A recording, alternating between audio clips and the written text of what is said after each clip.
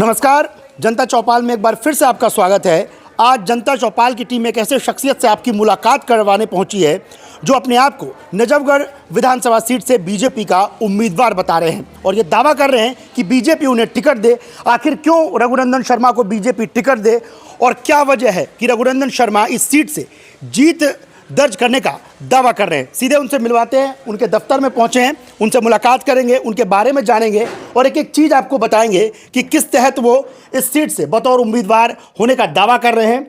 और हमारे साथ रघुनंदन शर्मा जी मौजूद हैं, इनसे बातचीत करते हैं।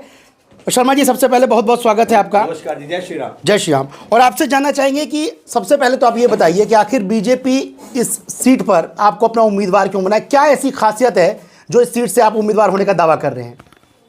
ऐसा है, सबसे पहले मैं आपका बहुत धन्यवाद करूंगा कि आप यहाँ पधारे। मेरे साथ जनता का समर्थन है। मैंने चुनाव लड़ने से पहले लोगों के घर घर गया, मैं समाज में गया। लोग आरडब्ल्यू प्रधान हैं, गवर्नमेंट जॉब से रिटायर्ड लोग हैं और जो सामाजिक कार्यकर्ता हैं, समाज के मंदिरों के पंडित हैं और जो इस तरह के समाज के लोग हैं, ये आपको मैं दिखाना चाहूँगा। ये 200 जो प्रबुद्ध लोग हैं जो उन्होंने मेरे को समर्थन दिया। ब्राह्मण समाज का मैं जिलाध्यक्ष भी हूँ। उन्होंने भी पार्टी से कहा है कि हमारे जिलाध्यक्ष को चुनाव लड़ा जाए और इसी तरह से ये इस तरह के लेटर हैं जो समाज ने मुझे हर समाज वर्ग के लोगों ने इस तरह का दिया है और मुझे पूरी उम्मीद है कि जनता मुझे खुद लड़वाना चाहती है। तब मैंने कहा कि चलो अगर आप चाहते हैं तो मैं फिर पार्टी से टिकट मांगता हूँ। अगर पार्टी मुझे टिकट देगी तो मैं चुनाव लड़ूंगा, अन्यथा पार्टी का विरोध नहीं करूँगा। पार्टी का जो आदेश होगा वो पालन करूँगा। रघुनंदन जी, आपने जिक्र करा चुनावी माहौल का, चुनाव में जिस तरीके से आपने तमाम दस्तावेज उपलब्ध कराए। हम चाहते हैं कि आप दर्शकों को ये बताइए कि आपकी राजनीतिक में शुरुआत कहाँ से हुई, कब से दिल्ली में रह रहे हैं, ताकि लोगों को पता चल सके कि जिस शख्स को वो वोट देने जा रहे हैं, मान लिया आपको टिकट मिल गई, तो हम चाहते हैं कि पहले अपने बारे में आप लोगों को बताइए। मैं 1991 से दिल्ली में आया हूँ और मेरी जो शिक्षा है 8th क्लास से लेके और 12th तक मैंने शिक्षा की है। मैं यहीं पे पढ़ा हूँ, यहीं बड़ा हुआ हूँ और मुझे यहाँ की जनता को चाहत है कि भाई ये होना चाहिए, क्योंकि मैंने बचपन से देखा कि यहाँ तो गड्ढे हुआ करते थे, पानी भरा रखता था। तो मेरी तभी से सोचती कि अब मैं जैसी बड़ा हुआ कभी तो मैं राजनीति में आने का मेरा मंतव्य बन गया था। बचपन से ही मेरी ये था कि मैं नेता के रूप में लोगों की सेवा करूं, समाज के सेवक बन के सेवा करूं। तो मैंने 1-2 बार चुनाव भी लड़ा है, तो लोगों में पहचान बनाई है कि भाई मुझे लोग जाने पहचाने। और आज मैं उस पे हूँ। पहले मैं आम आदमी पार्टी से था। आम आदमी पार्टी 2020 में मंत्री जी को समर्थन किया, कैलाश गहलोत जी को, और वो मंत्री भी बने और विधायक बन के मंत्री बने। और वो आज हमारे वहाँ से पार्टी छोड़ के मैं तो 2022 में आ गया था, वो आज चंद दिनों पहले ही वो भी बीजेपी ज्वाइन कर गए हैं और कुछ चर्चा चल रही है कि वो यहाँ से लड़ेंगे। तो अगर पार्टी उनको लड़ाएगी तो पार्टी का वो है आदेश है, और पार्टी मुझे लड़ाएगी तो मैं तैयार हूँ, हर चीज़ से सक्षम हूँ। तो जो लोगों की यहाँ की मूलभूत सुविधाएँ हैं, भाई यहाँ पानी की बहुत गंदा पानी आ रहा है, उसकी समस्याएं हैं। और जी यहाँ कोई कॉलेज नहीं है, कोई यूनिवर्सिटी नहीं है, कोई पार्क नहीं है, मतलब कोई खेल का मैदान अच्छा नहीं है आसपास।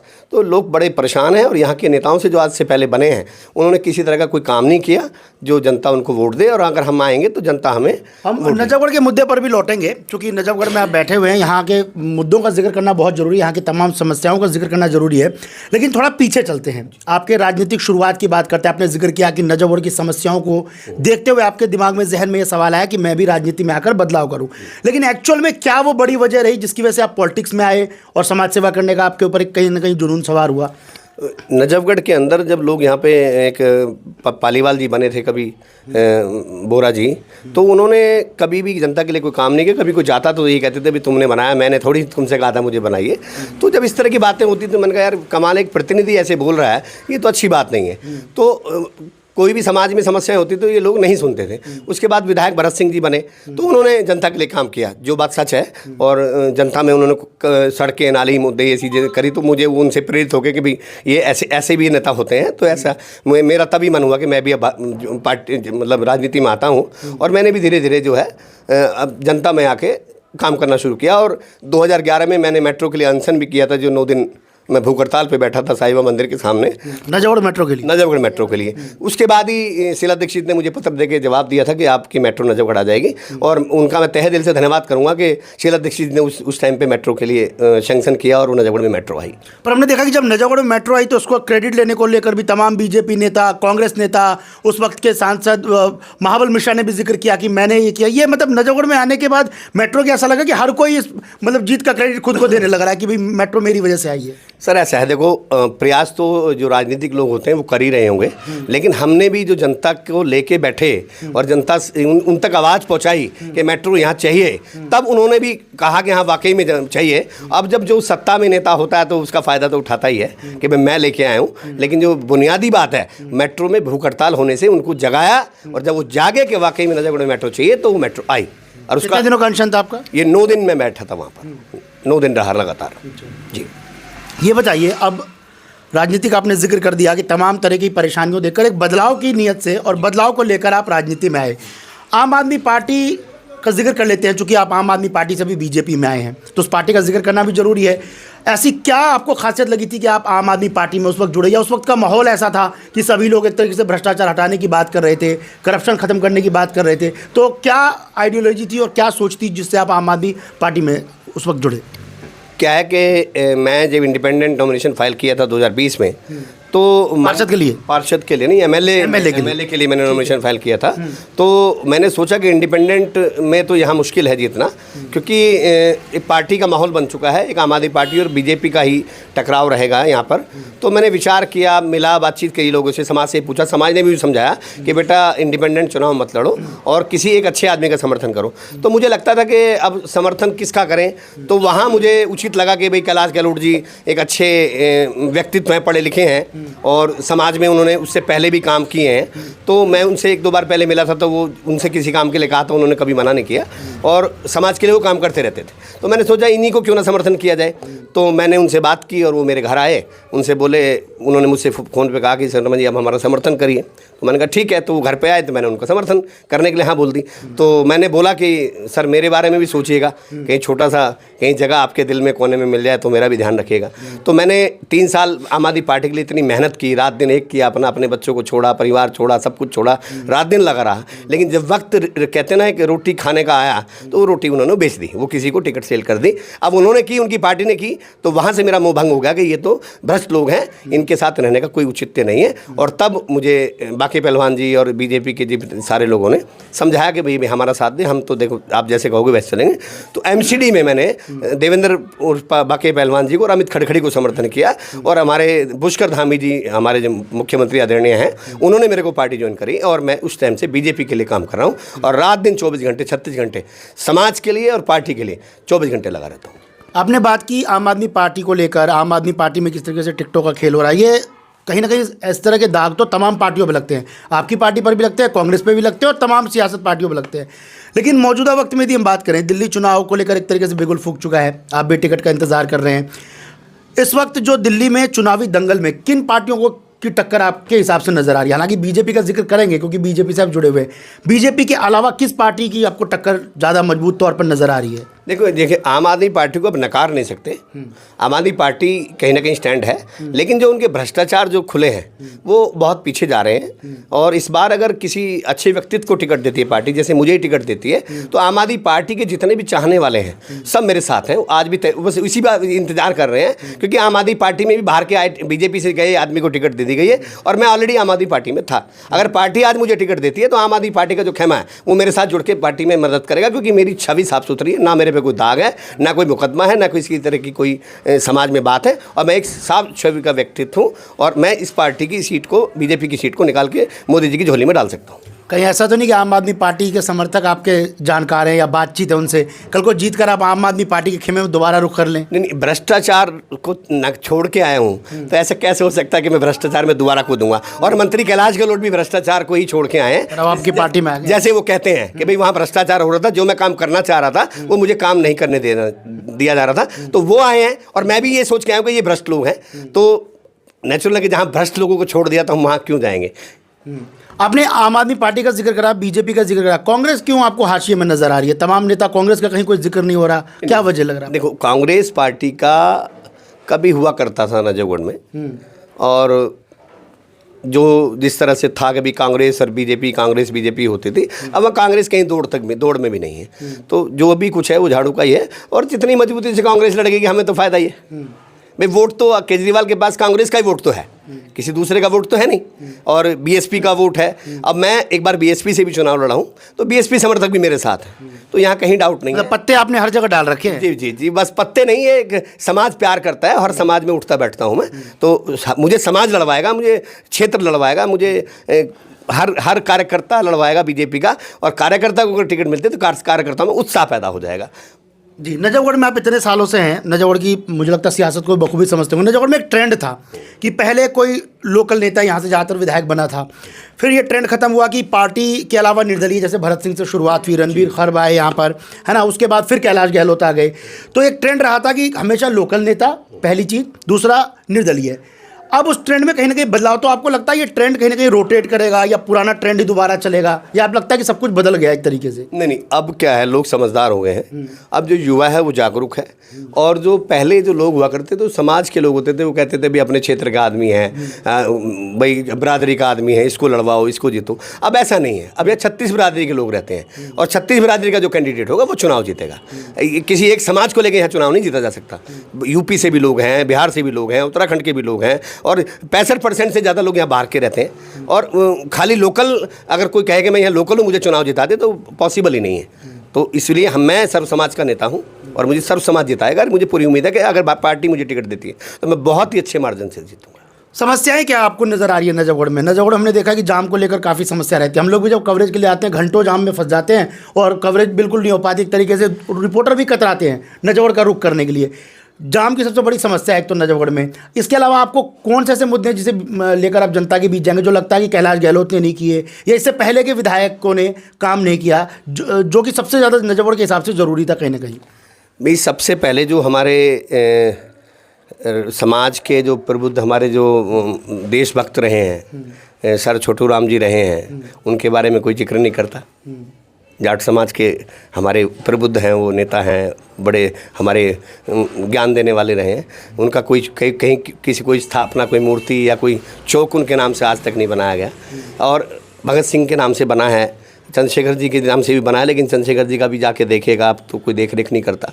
तो हमारा वहाँ भी मोटिव है कि अपने जितने भी देश को आज़ादी में आने वाले जो उन्होंने साथ दिया, तो उसमें हम उनको सबको आगे बढ़ाएं। सबसे फर्स्ट है कि नजफगढ़ की फिरनी को हम दुरुस्त करेंगे, और नजफगढ़ की अतिक्रमण जो है उसको हटाने का नोटिस भी लोगों को आ चुके हैं। और वो कहीं ना कहीं जो है अतिक्रमण है, अगर वो हटता है, वो सही हो जाता है, तो साफ़ सुथरी अपने आप जाम खुल जाएगा। वन वे है, ये तो कनॉट प्लेस का गोल सर्कल है, जो आज तक कोई समझ नहीं पाया, ना कोई समझा पाया। और हमारा पूरा प्रयास है, जिस दिन हमें मौका मिलेगा इससे कनॉट प्लेस का सर्कल बना देंगे, ये मेरा वादा है। अच्छा, इस फिरनी को लेकर हम कई बार हमने देखा है, चाहे वो बीजेपी के नेता हों, एमसीडी के हों या विधायक हों, हर बार जिक्र होता है कि इस फिरनी को रोटेट किया जाएगा। कई बार टूटने की बात हुई। आपके हिसाब से इसका सॉल्यूशन क्या होना चाहिए? क्योंकि फिरनी को लेकर काफ़ी जाम लगा रहता है। आप बाहर से भी लोग आते हैं, लोगों ने कहा जब ये एक्सप्रेस वे बन जाएगा उसके बाद ये जाम खत्म हो जाएगा, लेकिन स्थिति हम देख ही रहे हैं, अभी भी जस की तस स्थिति बनी हुई है, और कई वर्षों से ऐसा। इसमें क्या है कि हमारे माननीय जो रहे हैं मंत्री साहब कैलाश गहलोत जी, उन्होंने बसों का टंडा लगा दिया, जो कि इतनी बसों का टाँडा की ज़रूरत नहीं थी। वहाँ जब स्कूल का टाइम होता है, जब शाम का टाइम होता है, लोगों के घर आने का टाइम होता है, तो बसें भी अपने डिपो में जाती हैं। यहाँ डिपो बना रखे हैं कई सारे, तो इसी फिरनी से गुजरती हैं। तो जाम सिर्फ बसों का है। अगर वर्बली अगर उसको सिस्टम कर दिया जाए तो जाम खत्म हो जाएगा। जाम बहुत ईजी है, क्योंकि अब काफ़ी पहले से काफ़ी चौड़े रोड भी हुआ है, जब फिरनी घूमी है। वन वे करने से स्मूथली ट्रैफिक हो जाएगा, लेकिन इसको करना नहीं चाहता कोई। ये बसें का थोड़ा सिस्टम टाइमिंग हो कुछ इस तरह का, भाई इस टाइम अंदर आएंगी, उस टाइम जाएंगी। लेकिन स्कूल टाइम में आप बसों को ला दे रहे हैं, उस टाइम पे नहीं आनी चाहिए वो बसें। स्कूल के बच्चे जा रहे हैं तो वो अपनी गाड़ियों से आते हैं, वो उस टाइम एक कुछ ऐसा सिस्टम बनाए, ये वर्बली हो जाएगा दूर। और इसमें अंडरपास की कहीं ना कहीं ज़रूरत है, पार्किंग की नजफगढ़ में कहीं ज़रूरत है। पार्किंग का बहुत बड़ा मुद्दा है। पार्किंग अंडरग्राउंड पार्किंग कहीं बने, या जगह मिले तो कहीं मल्टीपल बने। तो उसके लिए सबसे पहले पार्किंग का सुविधा जब तक नहीं बनेगी, क्योंकि लोग गाड़ियाँ लगा देते हैं, पार्किंग की सुविधा है नहीं। वो हमारे बीजेपी के अमित खड़खड़ी जी, उन्होंने एक छोटी सी पार्किंग की शुरुआत की है, लेकिन उससे काम नहीं चलने वाला। यहाँ पे मल्टीपल पार्किंग, बहुत बड़ी पार्किंग बननी चाहिए नजफगढ़ में। जब वो पार्किंग बन जाएगी, चाहे वो अंडरग्राउंड बने, चाहे वो कहीं स्थान लेके बने, और ये बहुत जगह है, BDO ऑफिस की जगह है और भी जगह है, और कोई अपनी अंडरग्राउंड बनाने का तो बहुत बड़ा प्रोजेक्ट ला सकते हैं। और वो अगर अगर पार्किंग का सुविधा मिल जाएगी तो जाम का बहुत ज़्यादा खात्मा होने का चांस रहेगा, क्योंकि लोग पार्किंग कर देते हैं रोड पे, इसलिए जाम लग जाता है। अच्छा, हेल्थ को लेकर भी शुरू रहता है लोगों की शिकायत। हमने देखा कि आसपास सिर्फ एक जाफरपुर अस्पताल है, ये इलाके के लोग यदि इमरजेंसी में जाए, एक नया अस्पताल है जो अंडर कंस्ट्रक्शन है। इसके अलावा सिर्फ आपके विधानसभा में सिर्फ एक जाफरपुर अस्पताल नजर आता है, जहां लोग इमरजेंसी के वक्त खास करके गरीब तबके के लोग जा सके। कोई बड़ा अस्पताल भी यहाँ नजर नहीं आता आपके इस पूरे विधानसभा इलाके को देखें तो। जाफरपुर हॉस्पिटल, मल्टीपल हॉस्पिटल बनाने की बात चली थी, लेकिन उसमें कहीं ना कहीं मंत्री कैलाश गहलोत जी की कमी रही, या आम आदमी पार्टी की वजह से वो नहीं बन पाया। वो बन सकता था, और ये जो बनाया गया है ये भी इसमें 100 बेड का था, तो हमारे सांसद जी ने इसको 185 बेड का किया है। ये मैं उनका तहे दिल से धन्यवाद करूंगा कि उन्होंने इसको बढ़ाया। लेकिन इसमें कुछ काम अभी बाकी हैं और वो चल रहे हैं, लेकिन जनता का फिर भी देखते हैं। लेकिन इसमें यहाँ बनना चाहिए कोई बड़ा हॉस्पिटल। भाई दीनदयाल जाना पड़ता है, तब तक तो लोगों के यहाँ प्राण निकल जाते हैं। तो सबसे पहला मोटिव ये रहेगा कि जाफरपुर को मॉडिफाई किया जाए, क्योंकि जगह है हमारे पास, हमें सोचने की आवश्यकता नहीं है। हमें सिर्फ एक प्रपोजल करना है, उसको तैयार करना है। वो शायद मेरे ख्याल से प्रपोजल डल भी चुका है, लेकिन अगर उस पर कितना काम हुआ है, क्योंकि मैं उस गहराई पे गया नहीं हूँ अभी। जब जैसे ही मैं बैठूंगा, सबसे पहले काम अस्पताल का है, ये बनना ही बनना है। और एक हमारी कॉलेज की जगह पड़ी हुई है जो यूनिवर्सिटी के लिए बनी हुई, उस पर विचार ही नहीं किया आज तक किसी ने। वो तो ज़मीन दे रखी है, तो वो उस पर तो इम्प्लीमेंट होने की ज़रूरत है। वो तो आराम से कॉलेज बनेगा उस पर। तो ये दोनों काम बहुत जल्दी, एक जाफरपुर हॉस्पिटल और एक ये कॉलेज की ज़मीन है, ये तो पहले ही टर्म में, पहले ही साल में ये काम हो जाएंगे। टिकटों पे वापस लौटता, आपने टिकटों का जिक्र करा, उम्मीद करते हैं आपको टिकट मिल जाए। लेकिन आपके अलावा भी कई और बीजेपी के स्थानीय नेता हैं, कई पार्षद हैं, कई सिटिंग पार्षद हैं, कई पूर्व नेता हैं। इनके बीच में नंबरिंग के हिसाब से यदि हम डेटा दें, क्योंकि सारा डेटा का खेल है, आप कितना खुद को स्ट्रांग मारते हो? और मान लीजिए आपको यदि मिल गया तो क्या बाकी लोग विरोध नहीं करेंगे? क्योंकि राजनीति में सब कुछ जायज़ है, हर कोई चाहता है कि मुझे सीट मिले और मैं इस सीट से आगे निकल जाऊँ। सबसे पहले निगम पार्षद की बात ले लेते हैं। पार्टी ने उनको बहुत कुछ दिया है और पार्टी ने उनको निगम पार्षद सीट भी दे रखी है। एक हमारे भाई अमित को चेयरमैनशिप भी दे रखी है। तो पार्टी को सोचना चाहिए कि किसी कार्यकर्ता को टिकट दे, वो मुझे इस काबिल समझते हैं तो मुझे दे, और किसी और को लगता है तो, क्योंकि वो क्यों विरोध करेंगे मेरे लिए? भगवान, पार्टी ने उनको दे रखा है ना। तो मुझे नहीं लगता कि राजनीति में तो जी हर कोई आगे निकलना चाहता है, सब आकांक्षाएं सभी की होती है। वो मांग रहे हैं। अगर पार्टी उन पर विश्वास जताती है तो मैं भी विरोध नहीं करूँगा, और जब पार्टी मुझे देती तो मेरे लिए क्यों विरोध करेंगे? जब मैं खुद भी विरोध नहीं करता तो वो मेरे लिए विरोध क्यों करें? ये बताइए रघुनंदन जी, इतना बड़ा दिल कहाँ से लेकर आए? वाकई ये चौंकाने वाली बात। आप कह रहे हैं उन्हें दे दीजिए, हमें कोई दिक्कत नहीं, मुझे दे दीजिए तो भी मैं खुश हूँ। आखिर ये स्माइल वाली जो फीलिंग है, ये कहाँ से लेकर आते हैं आप? क्योंकि हमने तमाम सियासत नेताओं को देखा है, टिकट नहीं मिलती तो लोग बात करना बंद कर देते हैं, पार्टी के खिलाफ जहर उगलना शुरू कर देते हैं। आप कह रहे हैं मेरे विरोध दूसरों को भी दे दीजिए तो कोई दिक्कत नहीं, क्योंकि वो पार्टी का सदस्य है। सर ऐसा है, देखो पार्टी टिकट तो एक ही को देगी ना। अब ऐसा तो है नहीं कि वो सबको लड़वाएगी, किसी एक को लड़वाएगी।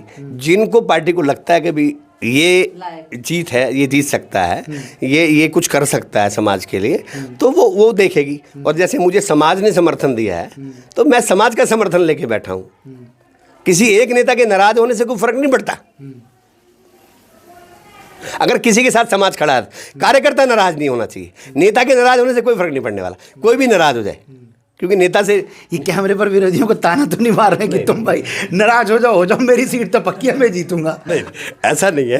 वैसे वो कोई भी है मेरे से नाराज नहीं हो कि मेरा जो व्यक्तित्व है उसको पसंद करते हैं सभी, और सभी जानते हैं कि मैं मेहनती हूँ और मेरी मेहनत का फल मुझे मिलेगा। और मेरा पूरा विश्वास है कि टिकट मुझे ही मिलेगी, टिकट कहीं और जा ही नहीं रही है, टिकट रघुनंदन शर्मा को मिलने वाली है। सिर्फ आपने कैलाश गहलोत जी का जिक्र करा, खबर ये भी आ रही कि उन्हें नजफगढ़ सीट से चुनावी मैदान में उतारा जाता है। यदि मान लीजिए, क्योंकि भविष्य की बातें हो सकता है हो भी जाए और सकता ना भी हो, मान लीजिए 1% यदि कैलाश गहलोत बतौर विधायक बीजेपी के उम्मीदवार, विधायक माफ़ी चाहूँगा, विधायक नहीं, बतौर उम्मीदवार यदि आते हैं, फिर आपका रिएक्शन क्या रहेगा उनको लेकर? देखो, मेरा रिएक्शन, पार्टी जिसको भी टिकट देगी, मैं पहले भी यही बात बोला हूँ कि भाई मुझे किसी से कोई एतराज़ नहीं है। मैं तो समाज के लिए बना हूँ, मैं समाज में काम कर रहा हूँ। टिकट मिल जाएगी तो थोड़ा सा ज़्यादा कर सकता हूँ, क्योंकि बिना सत्ता में आए बड़े बड़े काम नहीं किए जा सकते। ये तो सड़कें बनवाना, ये तो मैं भूख हड़ताल करके बनवा देता हूँ, तो उन्हें मजबूरी में बनानी पड़ती है, तो ज़बरदस्ती करके बनाएं। और जो टिकट अगर पार्टी कैलाश गहलोत को देती है, अगर उन्हें लगता है, वैसे मेरे हिसाब से कैलाश गहलोत जी यहाँ से लड़ना नहीं चाहते, और लड़ना चाहते। बात हुई है कि आपकी कोई फ़ोन वोन? नहीं, मेरी कोई बात नहीं हुई, लेकिन जिस तरह से वो बिजवासन विधानसभा में सक्रिय हैं, नजफगढ़ विधानसभा में तो सक्रिय है ही नहीं। जब वो सक्रिय ही नहीं है तो पार्टी उनको टिकट क्यों देगी? वो विधानसभा विजवासन में वहाँ दिन रात काम कर रहे हैं, दिन रात घूम रहे हैं, उनकी वहाँ पहचान है। जहाँ वो रहते हैं बसंत कुंज में, वो तो बसंत कुंज में रहते हैं, वो यहाँ रहते ही नहीं है, तो पार्टी यहाँ से चुनाव लड़वा के उनको क्या करेगी? बसंत कुंज में रहते हैं तो बसंत कुंज से लड़वाए ना, बसंत कुंज उनके एरिया जहाँ वो रहते हैं वो उनकी विधानसभा विजवासन में आता है, तो वो इसीलिए वहाँ पर घूम रहे हैं। उनको मालूम है कि मैं यहाँ रहता ही नहीं हूँ पब्लिक के बीच, वहाँ पब्लिक के बीच में, यहाँ वो पब्लिक के बीच में नहीं है।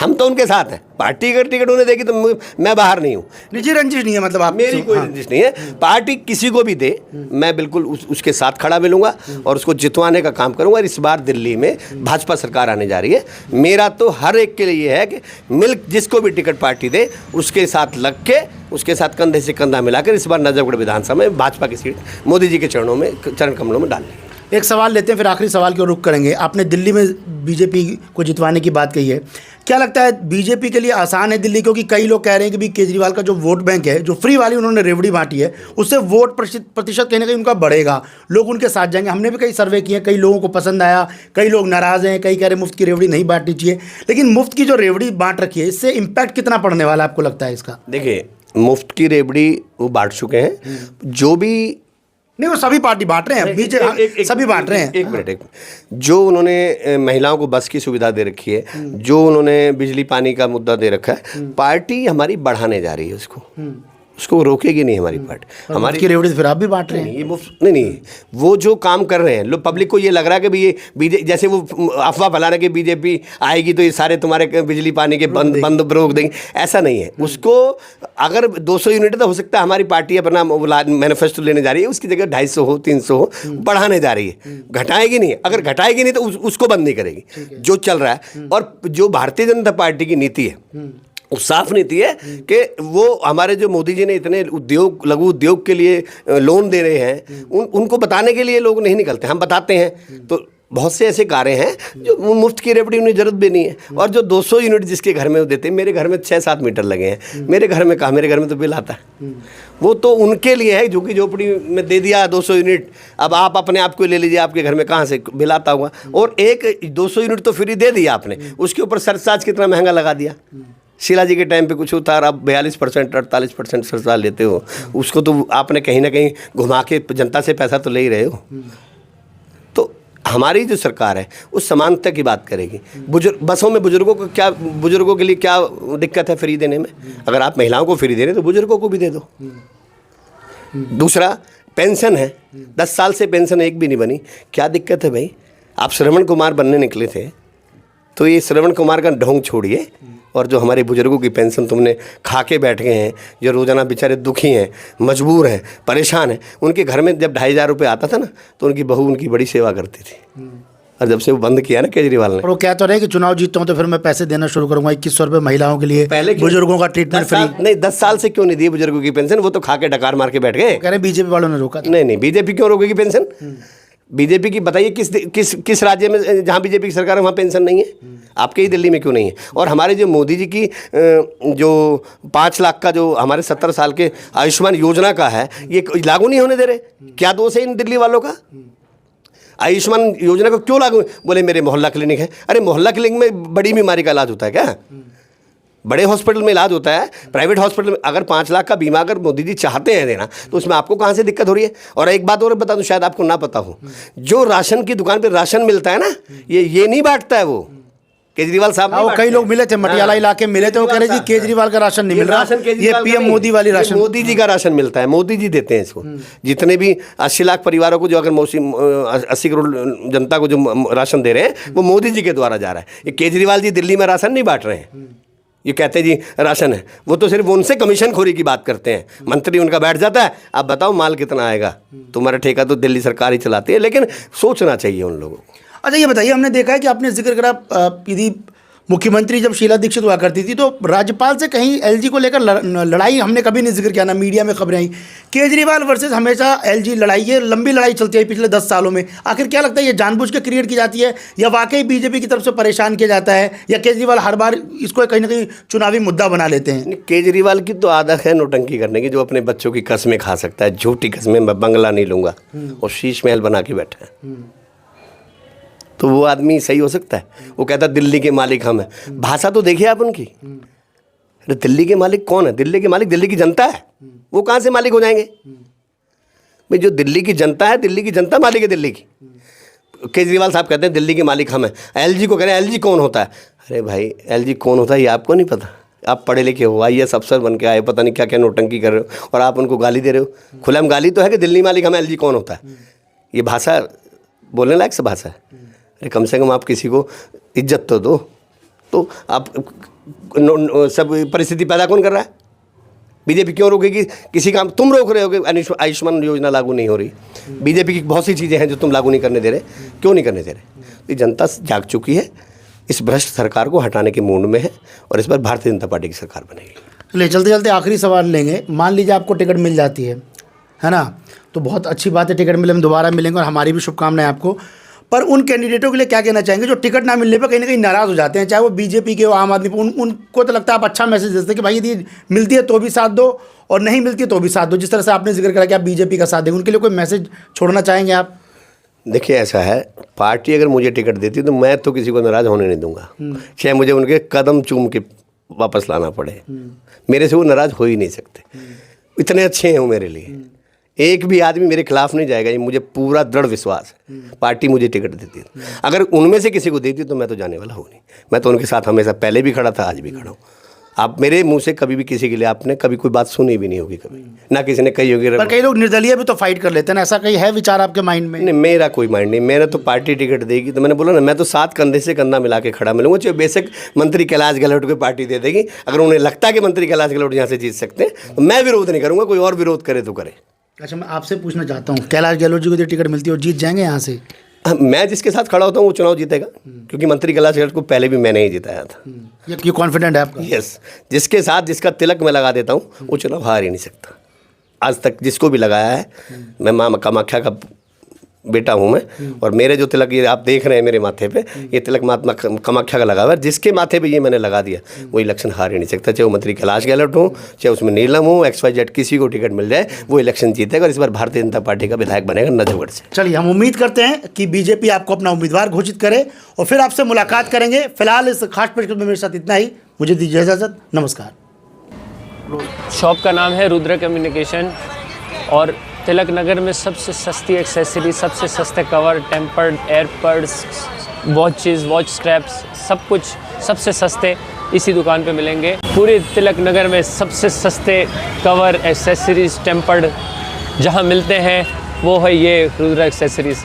आपको सबसे कम रेट पे स्कीम ये है कि जनता चौपाल चैनल को सब्सक्राइब करने पर 50 रुपये का डिस्काउंट, और अगर ज़्यादा खरीदी करते हैं तो 100-150 रुपये का डिस्काउंट।